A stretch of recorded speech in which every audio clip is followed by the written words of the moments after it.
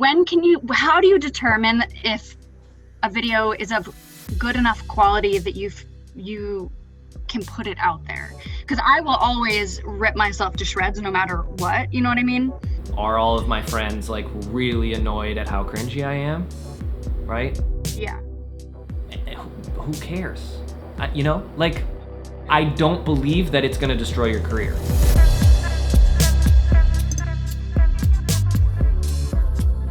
I've heard a lot of talk about ring lights, and just wondering your thoughts on them, as they seem to be an inexpensive option. Before the era of TikTok, they were traditionally used in beauty and makeup photography, and the reason that they're there is to create a really flat light. My hesitation with ring lights is that they create that really weird ring in your eye, which is super unnatural and makes you kind of look like an alien. And you would never, ever, ever be filmed with a ring light on a set, ever. Unless you're in a music video or, or you're a makeup artist or, doing that kind of content. It's not my favorite for self-tape. I realize it's the cheapest option.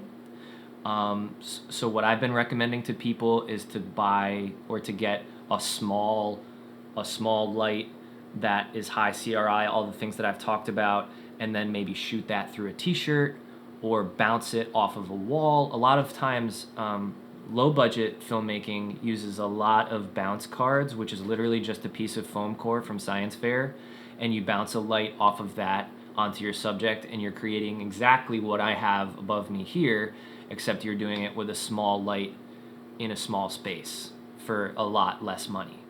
Cool.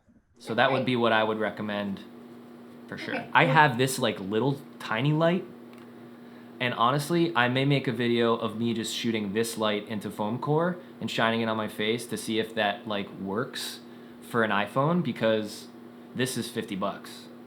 Cool. Man, for Aperture makes another one that's $99. The one I have on the slideshow is like $130 and has a lot of other features, but those things are bright as hell, and if you bounce that into a piece of foam core on a coat rack, you know what I mean? Like, figure out what you have in these times. I'm, again, not recommending people go out and spend a lot of money right now, but you can make this all happen. Kate Lumpkin has talked a lot about this. She's a casting director. I know Jenny Ravitz, who's the casting director over at Jonathan Strauss, has posted about this too. They would prefer if we have a blank wall.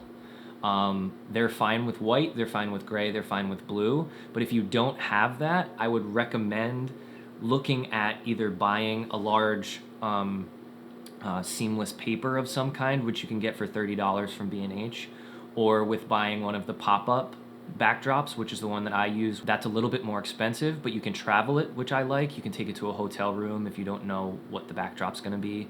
That is probably the thing I would recommend people do first. I was cast in Mrs. America from a self-tape, the first self-tape with no callback. You want to give them something that they can send to the head of NBC. So the head of NBC is going to be like, why is she in front of a brick wall? You didn't bring her into the office? If you do it in front of a blue wall or a gray wall, they're going to be like, oh yeah, they were in for some other casting director or whatever. You know what I mean? That's just kind of like what the standard is. On a regular basis, how often should you be putting out content to stay relevant and keep those views and the comments and the shares? And there are different schools of thought. Instagram rewards you for consistency. It's kind of built into the algorithm, right? Because if you give people the opportunity to like your things by posting more often, and they do, then your content will be sent to them more often. And the algorithms then are rewarding you for consistent posting. So it's basically, I would recommend just something that's consistent. You know, the truth of it is like, as much as you want. Right. Because if people don't fuck with you, then they just won't. Like, if they don't want what you're putting out, then they won't like it. They won't share it. And then you'll learn that that didn't work. But we live in this world now where, like, you can watch 8 seasons of a TV show and you want to do that because you love it, right? So if you don't give them the opportunity to binge you, they won't. But if you have stuff to say and you think you can bring that value, it's hard. It's hard to know if you, like, will bring the value. but at least try. The number one thing would be to like spend your time on TikTok, figure out how it works and do it, because that's the fastest way to grow right now. And the most common recommendation is 3 times a day.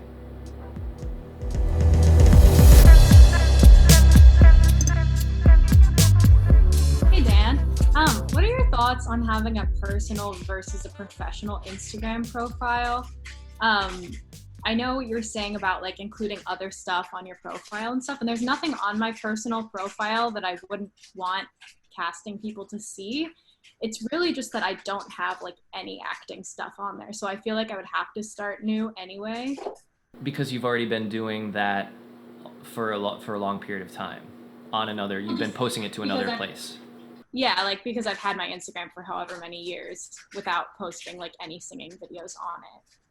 I mean, you can always post things from the archives. Like, we're living in a time where, we can't do anything. So you've got free permission now to make that pivot if you choose to. If you're saying that there's nothing on your personal page you wouldn't want people to see, it would be my recommendation that you bring them together. Because a lot of the personal relationships that I've built with people in this industry are the reason that I am getting jobs.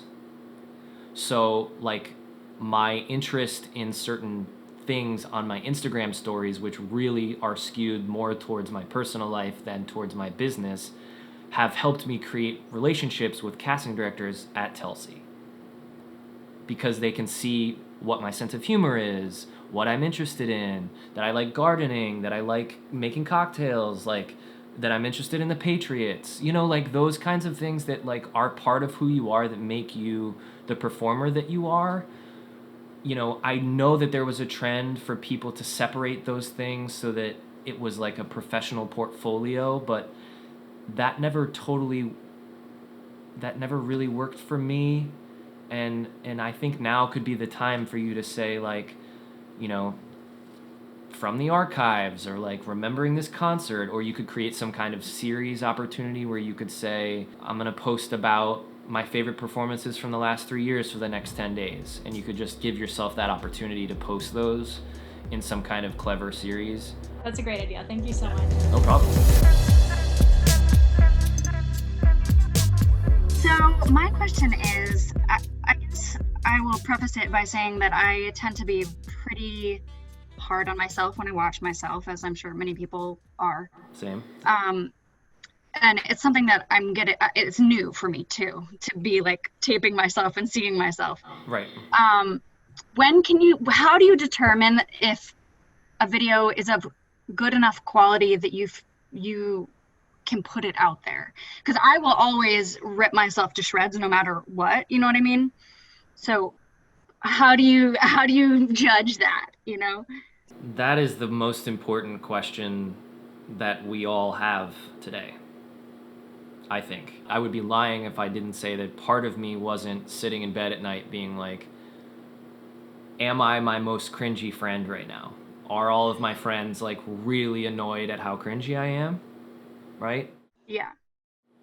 And that is just going to be part of it. Okay. Like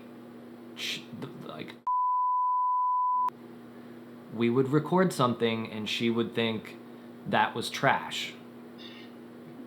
And she would either think that's trash and just put it on anyway because of some other factor, or she would not post it at all and we'd all just kind of be like, but to me, it wasn't trash. I could never have done what she did. So that was a lesson for me in like, maybe my friends from Michigan will think that my singing is not great. Maybe even Pat Goodwin, the casting director at Telsey, helped me cast me in Waitress. Maybe he won't think that the singing that I'm doing is great. Who cares? It's not. I don't believe that it's going to destroy your career. Okay. Yeah. You know what I mean? And Yeah. like the idea of like catching someone's journey at a certain point is very interesting. It's very we're in this new world where like every single person has the ability to create their own reality show on their social channels. And you can watch these people go from here to here. And we've seen that. Like Amazon used to be a company that sells books, and now look at it. You know, you can be Amazon. You can post a not great single turn today, and in 2 months you post a triple, and we're like, you did that. You know what I mean? So like it's okay, you know, and I get it. I mean, if it's to an extent where you're like, oh, that I don't believe that was even close to my best, then you know maybe you don't post it, right? But the things where you're like, oh, I'm not sure, I don't know, I'm not sure, I don't know. We got to try and silence that in all of our work and all of our lives as artists. That's why I think this idea of like providing value for people is a way to get out of that. It's not about you. It's not about me showing how fierce I am. It's about me like providing some sort of service for other people. So first, I will just say quickly that I don't think it's necessary. And I would say if you want to get into the more intricate aspects of filmmaking, like using different lenses or adjusting aperture to get different depth of field, or you're interested in, you know, making more serious content, like whether it's YouTube or whatever, then sure, the camera's a great place to turn. But otherwise, an iPhone is great. Like truly, Steven Soderbergh is making movies with iPhones. So it's really good, especially if you go and download something like VideomicPro, which it's a video recording app for your iPhone that gives you a shit ton of functionality. You can do all of the things that you could do in a camera as far as adjusting shutter speed, aperture, ISO, terms that you don't really need to know, but it gives you the functionality to do all those things that you normally would only get on an actual digital camera. I would say you need a stand for your iPhone. Get your iPhone on a tripod because you can use the indirect light of an open window, and a backdrop because the backdrop you can put anywhere. And then you can put that, you could get 2 stands for like $30 total.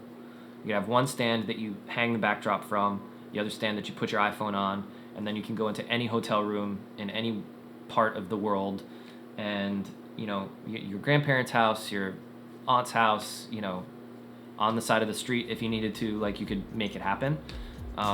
And that would probably be the best way to go as far as self-taping.